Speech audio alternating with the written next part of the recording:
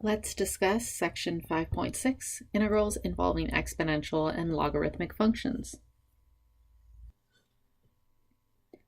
These are the rules we'll be using for this section. The first two should look familiar if you remember the derivatives of those corresponding exponential functions. These should make sense as the antiderivative versions. For the third one, you may also remember that the derivative of the natural log function is 1 over x. However, the antiderivative here, you'll see we've introduced an absolute value. That is to compensate for the domains of these functions. So the natural log function, remember the argument must remain positive. So we need the absolute values there in case we were working with an x here with a negative value, which of course we won't know for certain when we are working with indefinite integrals that have no bounds. We're going to work through some examples, and for all these examples the directions are just to evaluate the given integral. So our first one is the integral of 2x dx. So of course the 2 can stay as a constant multiple, and the integral of e to the x dx is e to the x, and then we don't want to forget our plus c. This next example is not quite as straightforward. We're going to need a u sub here. If we use the power of x cubed from our exponential function here as our u, then we'll see that du is 3x squared dx. So we have an extra factor of 1/3 when we do our change of variables, and otherwise our integral is just e to the u du. Fairly straightforward integration. And then don't forget to change your variable back so that u changes back to x cubed. And of course that should be a 1/3 out in front, not a 1/2. Now for this next example, we're going to need to do another substitution here. We want to choose our substitution as the inside of that square root function. So u equals 1 plus e to the x, then du will be e to the x dx. Solving for dx, you can see we get dx equals du over e to the x. I then substituted that for the dx, as well as taking the inside of that square root, substituting for that u that we chose.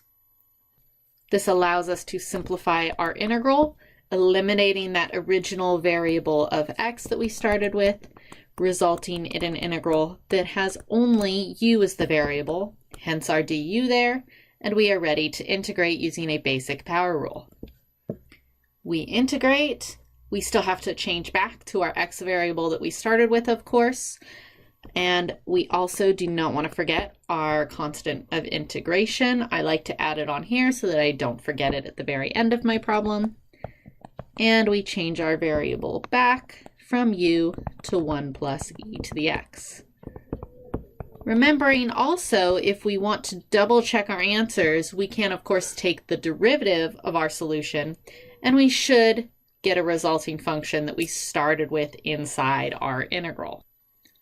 For this next example, we don't need any u stubs. We can go ahead and just integrate 1 over x dx as the natural log of the absolute value of x, keeping our bounds evaluated from 1 to 2. Substituting, you can see that we don't really need the absolute values here, but it doesn't hurt to include them. ln of 2, I'll leave that exact, and the natural log of 1 is 0, so that will be my final answer here. Here's an example for you to try. Did you say natural log of 3 minus natural log of 2? Or maybe you even simplified that as a natural log of 3/2. Well, I hate to disappoint you, but both of those answers would be incorrect. This was a trick question. I'm going to show you using a graph as a reminder, but the function 1 over x is not continuous here when x equals 0. Therefore, our function is not continuous over the bounds we were given. At the moment, we don't have the tools to evaluate this integral. I'm not saying that it's not able to be integrated. We just don't have the tools for it at the moment. And this is a good reminder to always check if you are working with a definite integral, if your function is continuous over the given bounds. Here's our next function that we need to integrate. Notice it is an indefinite integral. There are no bounds here, so we don't need to worry about that discontinuity at 10 for our function. But we do need a u substitution here to evaluate this integral. We use the denominator, and then du just equals dx. So that substitution is fairly straightforward, and then we just have a constant multiple of 3 with the natural log of the absolute value of u plus c, and then change back so that we have 3 natural log of absolute value of x minus 10 plus c. Our next example is working with a definite integral with bounds from 1 to 2. We're also going to need a u sub here. We'll use the power on x as our u. If you like, you can write that as x to the power of -1 to make the derivative a little easier, but ultimately that simplifies as negative dx over x squared, which is going to work nicely to eliminate that x squared from the denominator of the original setup. So when we do our u substitutions and simplify, the integral itself is pretty straightforward, but then we have those bounds to contend with. I'm going to leave my bounds as is and just write a reminder myself that they were x values. So I'm putting a reminder there that I start at x equals 1 and end at x equals 2. So then I can go ahead and integrate, no plus c needed since we are working with a definite integral. Again, a reminder that my bounds are in terms of x, so I can't substitute them for this u here in the power. I need to change that u back to the original 1 over x. Now I can drop the x equals on my bounds if I like, since everything is in term of the variable x that we are working with. And if I want to pretty that up a little bit, e to the power of 1 is just e, of course. If I want to, I can write this first term as the square root of e. And of course, there's a small mistake here. Do you see it? I forgot that I was subtracting a negative e, so that should have been a plus sign there. And remember, another way of doing a problem like this with bounds, if you had wanted to not change back to x's here, you could have used this equation for u and converted those bounds. When x equals 1, u would have also equaled 1. And when x equals 2, u would have equaled 1/2. And then I could have substituted those bounds directly into this step, where I still had u as my variable, and I would have ended up at the same solution.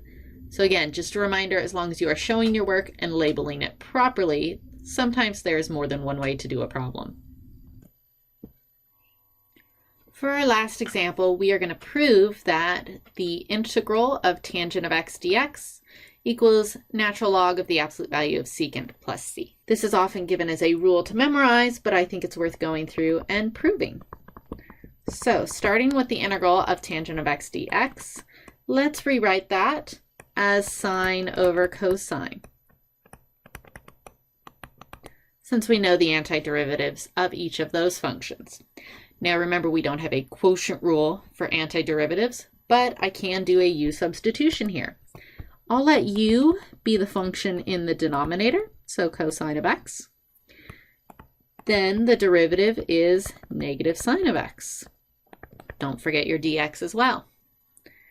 Making that substitution, I have negative 1 over u du, which of course the negative stays and gives me the natural log of the absolute value of u. Let's change that back, remembering that my u was cosine of x. So I have negative natural log absolute value of cosine of x plus c. Now that looks as though it is completely simplified, but we were told that we should have the natural log of secant. So how can I make sure I get that as my answer? Well, notice we have this negative sign in front. According to my logarithmic rules, I can bring that -1 up as a power on the argument inside the natural log. So this is ln of the absolute value of cosine of x to the -1 power, which of course, that is going to be 1 over cosine of x, which simplifies to secant. So that's our final step at arriving to our answer. And that completes our proof.